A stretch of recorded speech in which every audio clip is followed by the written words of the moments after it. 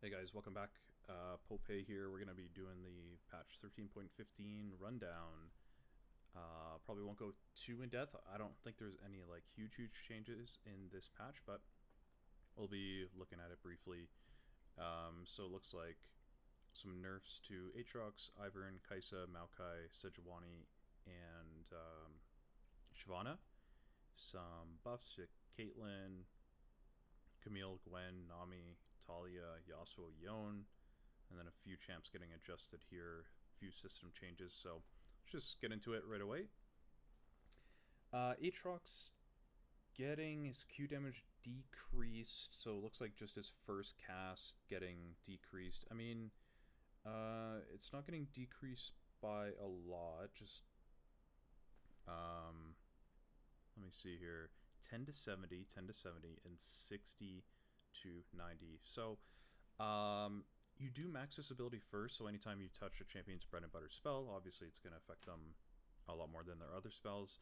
That said, I don't think this is a huge change for Aatrox. He might feel obviously a bit less damage on that first cast, but overall he's still buffed, I'm pretty sure, compared to what he just was. So I think Aatrox can be just fine. Actually, I think he's seeing a lot of play right now too, so yeah.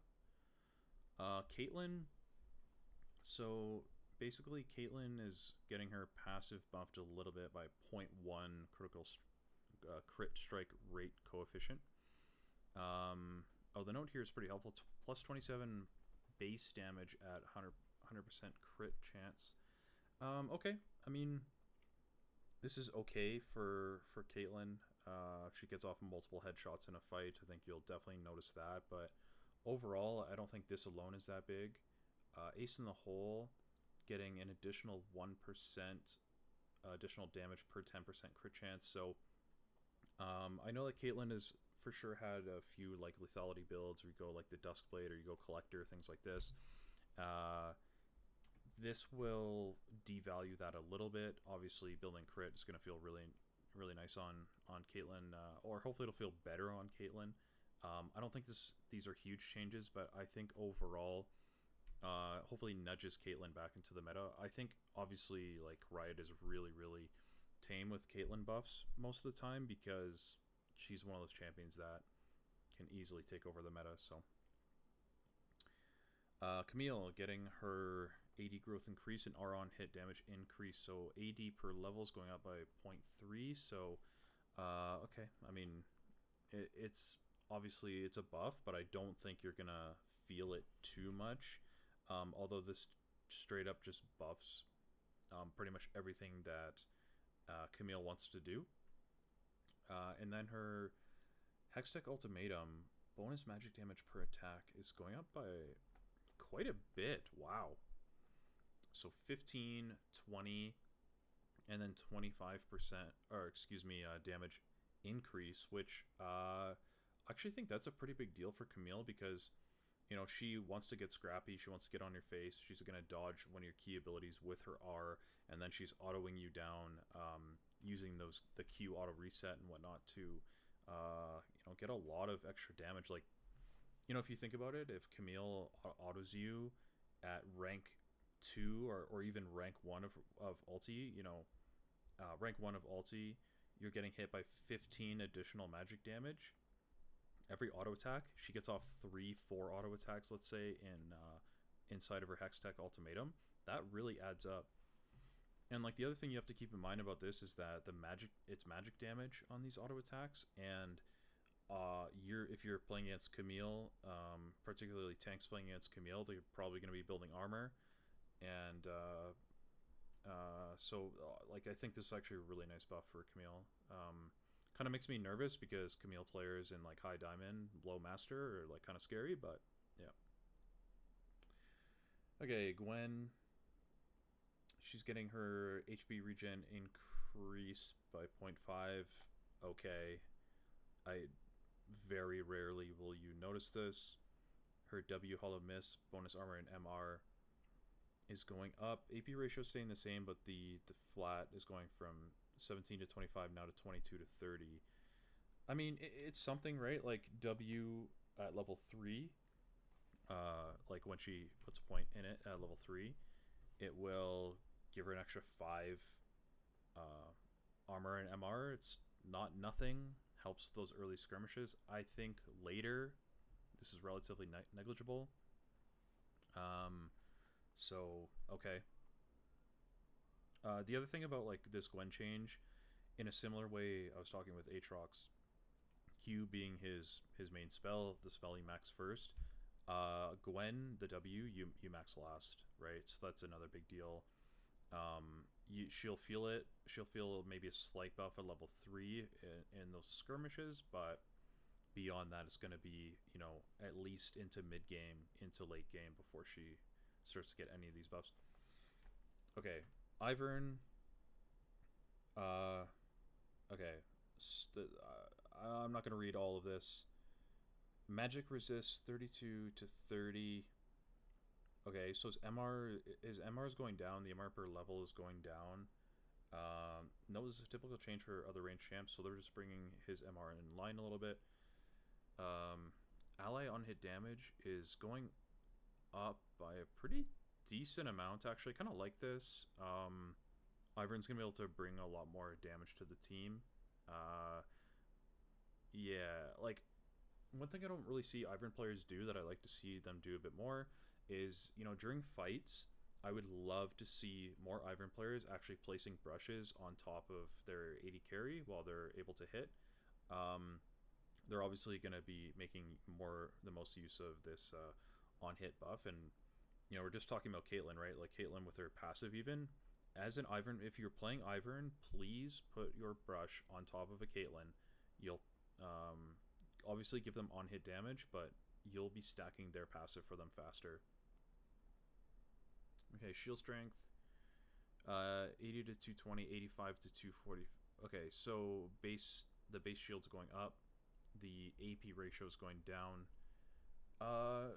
This hurts like AP Ivern. This will be a buff until Ivern gets 20 to 100. Yeah, so exactly. So this is a buff to, or excuse me, this is a nerf to AP Ivern. It's probably overall buff to Enchanter Ivern with Moonstone. But I'm really interested to see like what Ivern players decide to do with this. Daisy, 15 seconds less duration. Armor and MR is it's up a bit early. They're flattening it to scale. So basically, it's going to be up a bit early but down a bit late. I think that's totally fine. The other thing that I know is coming in this patch is that Smite is being nerfed against pets, including Daisy. So that's a big buff to Daisy's just general durability. That HP is going down by a lot early. Like 300 early is a pretty big deal actually, but going up quite a bit late. I think that's overall going to feel really nice. Again, Smite not affecting Daisy. I think that her only having 1k HP doesn't matter too much. Very, very rarely no one is going to sit there and try to chop through 1k HP in a random fight. It's never going to happen. Okay. AP ratio stays the same. Okay, so approximately a 5% durability increase. Yeah, I mean, again, plus 5% plus the smite changes. I think it's a big deal for Daisy. AD is just getting cut down. Okay. Yeah, I think that's good. Daisy's gonna be more of a disruptor. I think just being more durable, she's gonna get more of her like third hit off. Not gonna do as much damage, which I think is good. Okay, Kaisa. What does it say here? Base health increase, Q damage. Okay. So yeah, obviously down 30 health, which I mean 670 is like it's nothing to nothing to scoff at, and not even still at 640, I think that's fine. Kaisa is a bit lower range, so this makes her a bit more susceptible to poke. Early in lane, that is. Her Q, 50%. Okay. So the AP is being changed on it. I think this is what they wanted to do, is nerf AP Kaisa. So let's see. Single target unevolved. That's staying the same. The AP ratio again getting nerfed. And I think for the single target maximum, yeah, the AP ratio getting changed again. Although the AD ratio, oh no, that's staying the same. Sorry. Yeah, so they're just nerfing AP Kaisa. Cooldown reduction after evolution down by 2%. Functionally an 8.7%. Okay. Yeah, I mean, it's not nothing. Like, AP Kaisa absolutely gets hit here. Like, is she still going to be annoying in ARAM? Oh, you betcha. Oh, you betcha. Okay, Maokai. Maokai's just too good of a jungler, I suppose. You know all those Maokai jungles that I've been seeing recently? Okay, they're just nerfing his clear. Um, See, the thing about this is like Maokai is actually relatively versatile, so I don't mind this nerf. But again, like um, I'm a jungler, so I'm going to speak more to jungle. Maokai can absolutely full clear if he wants and do it relatively healthy, but Maokai can also absolutely get level 3 and start ganking. It's I played a bit of Maokai jungle in season 12 in like low to mid diamond, and at that time, it was pretty common to um, just do a red side clear or something like that, and just go gank mid, go gank that side lane, and you're perfectly fine. You can reset and go to the opposite side. Maokai can absolutely still do that. I don't think this hurts his versatility that much. Okay, Nami, passive movement speed increase, Q damage increase. Okay, I don't mind this. Like, obviously, you're not going to build AP Nami just to make people slightly faster. So I don't mind buffing the AP ratio because the natural AP she gets from building her enchanter items will help this. Like, you'll start to notice that your teammates are moving quicker. And I really like buffing her Q, like not just making it spammable, buffing that cooldown or something like that, but actually her Q is one of the few. I don't want to upset Nami players, but it's one of the few real tests of skill in Nami's kit where it's not necessarily an easy skill shot to land. So I don't mind them buffing the damage here. If you land it, you should be rewarded. In 15 damage early, and let's see, yeah, it's just 15 damage the whole way. It looks like it's just good. Just helps. Okay, quality of life to Rel. All spears and all spells in auto attack now apply for then passive. Okay. Okay, Q, W, and R would apply passive, then damage. Okay, I think that's fine. It's nice. Q flash interaction. Q maintains the original target location after flashing. I really like that. Just again adds more skill expression. Helps Rel out a little bit. And her W, increase dash speed before the flip when she's locked into a target. It should pull some bugs, making the ability feel quicker and more responsive. Yeah, sure. And fixing a bug. Okay, that's totally fine. Sejuani. W base damage decrease. Okay, who's playing Nami? Which one of you out there? Please let me know. Like, which one of you out there is playing Nami, or excuse me, Sejuani so well that Riot's like, we need to nerf this champion, bro. They're too good. All right, Winter's Wrath. 20 to 40, 20% AP.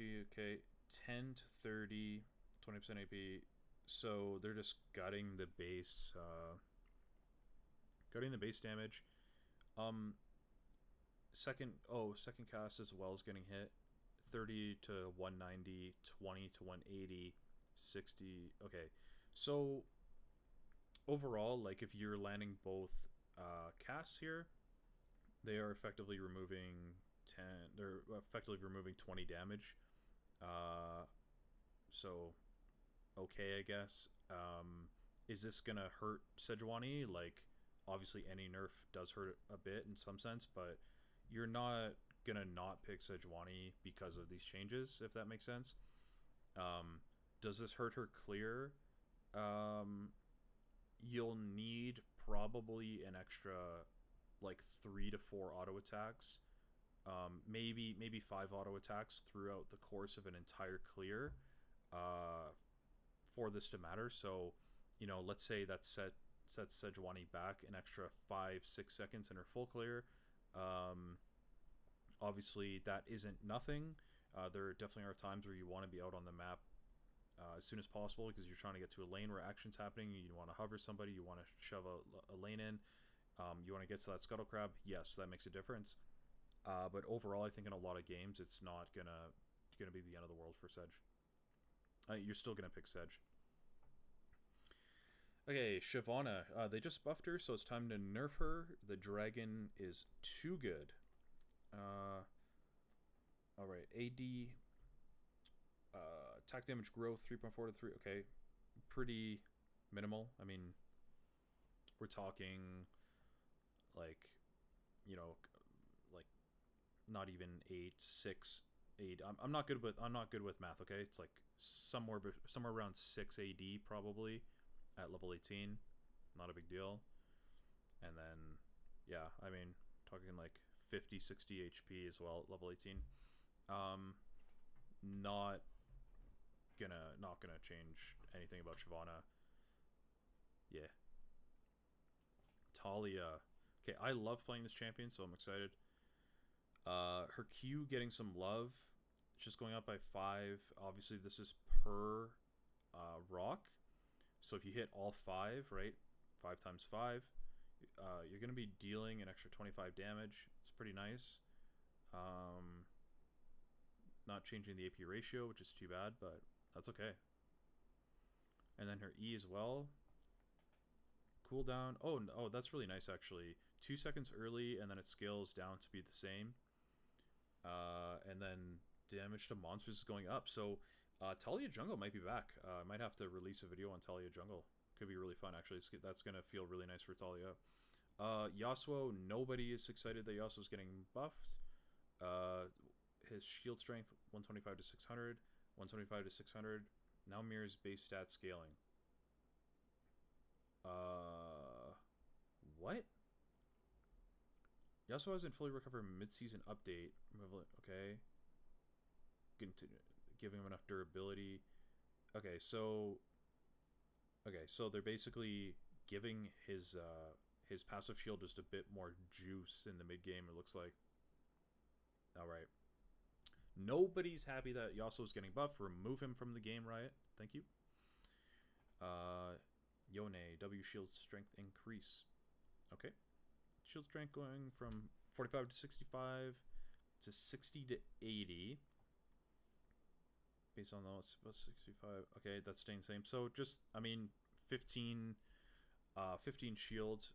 It's not nothing. Like, as one of his main trading patterns is obviously to get on top of you, land that shield, particularly if he's also trying to farm and he's last hitting like range creeps and things like that against ranged champions who maybe get a bit too close. Like, yeah, that shield is going to be nice. Alright, smite and ultimate summons. So Riot is damage to non-lane minions. Okay, so damage to jungle monsters and lane minions is unchanged. Only affect minions spawned by other champions. So again, the pets, that's getting nerfed like pretty bad.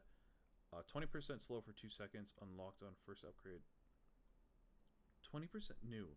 20% slow for 2 seconds, unlocked on first upgrade to Unleash Smite, unlocked on second upgrade to Primal Smite.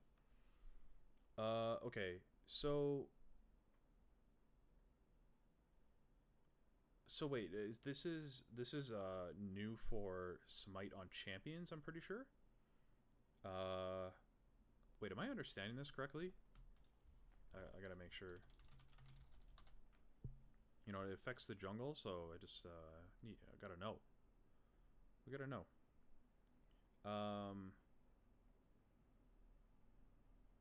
Yeah, I'm pretty sure. Let's see. Primal Smite.